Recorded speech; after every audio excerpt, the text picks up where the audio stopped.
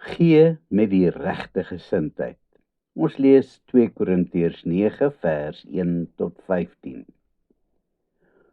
Voel jy dalk 'n bietjie ongelukkig oor die dagstukkie wat ek verlede week gestuur het oor die gee van offergawes aan die Here?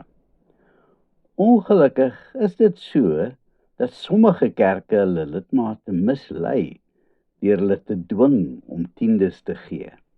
Dikwels word daar so met lidmate se emosies gesmokkel dat hulle uit pure skuldgevoel meer gee as wat hulle werklik kan bekostig en dat hulle dan self in die verknorsing beland. Mense gee dikwels met 'n swaar hart. En dan is daar die ander sy van die saak waar gemeentes hulle self verryk en onnodige luukse bouwerk doen of hulle leraars in die grootste weelde laat leef, terwyl die gemeente verarm. Die tiendes word dus misbruik. Daar's dikwels ook die gevoel dat jy liewer glad nie oor geld moet praat wanneer dit by geloof kom nie.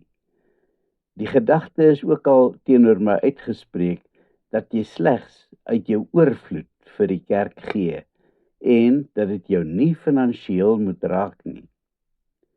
Is die gee van tiendes nie dalk baie wetties nie? Ek gaan my nie uitlaat oor al hierdie vrae en gedagtes nie, maar ek wil tog enkele opmerkings maak en ek wil vra dat jy hierdie dinge sal oordink en die saak vir jouself sal uitmaak met die Here. In die eerste plek wil ek dit benadruk dat ons besig is met 'n reeks oor 2 Korintiërs. Paulus skryf sekere dinge met 'n doel in hierdie brief. En as ons gaan besluit dat ons maar 'n hoofstuk wil oorslaan omdat ons dit liewer nie wil hoor nie, dan is ek bevrees lees ons slegs die dele in die Bybel wat ons pas en die ander gooi ons weg. Die ganse Bybel is die woord van God. Ons durf nie iets weglaat nie. Ja, ook die Ou Testament. Lees gerus weer wat in Openbaring 22 vers 18 en 19 staan. Dat die verpligte gee van tiendes wetties is, stem ek heel hartig oor saam. 'n Gelowige gee nie omdat die wet van hom vereis om te gee nie. Jy gee aan die Here uit dankbaarheid vir wat hy vir jou gedoen het. En hoeveel moet jy gee? Nee, dit kan ek nie vir jou sê nie. Dit moet jy self besluit en die saak met die Here uitmaak. En as jy met 'n swaar hart gee, dan moet jy dit liewer uitlos, want die Here het nie behaag daarin nie. Toe ek in die dagstukkies gesê het dat 'n ware dankoffer eintlik behoort seer te maak, het ek nie bedoel dat jy moet gee terwyl jy eintlik glad nie wil gee nie, of terwyl jy dit glad nie kan bekostig nie. Dit kon eintlik maklik misverstaan word.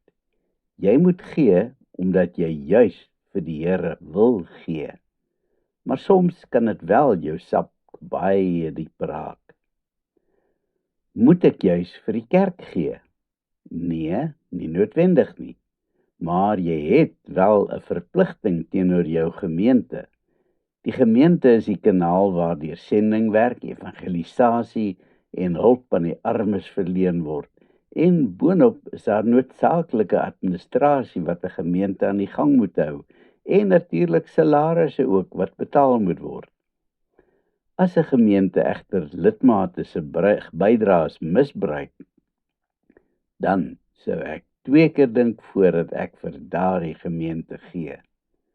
'n Gemeente het 'n baie groot verantwoordelikheid en verpligting om die bydraes slegs te gebruik tot eer van die Here en tot uitbreiding van sy koninkryk. Sommige gelowiges het egter 'n probleem daarmee om vir die kerk te gee, want dit moet mos eerder vir die Here gegee word. Die kerk is egter die verteenwoordiger van die Here op aarde. En as jy vir die kerk gee, gee jy eintlik vir die Here. mits daai gemeente dit natuurlik nie misbruik nie. En natuurlik kan ek ook 'n deel van my dankoffer aan ander persone of instansies gee, soos wat die Here dit op my hart druk. Die vraag oor wat na vore gekom het, sluit eintlik baie mooi aan by my skrifgedeelte vandag, wat weer eens praat oor ons bydraes. En nee, hierdie een gaan ek ook nie oorslaan nie.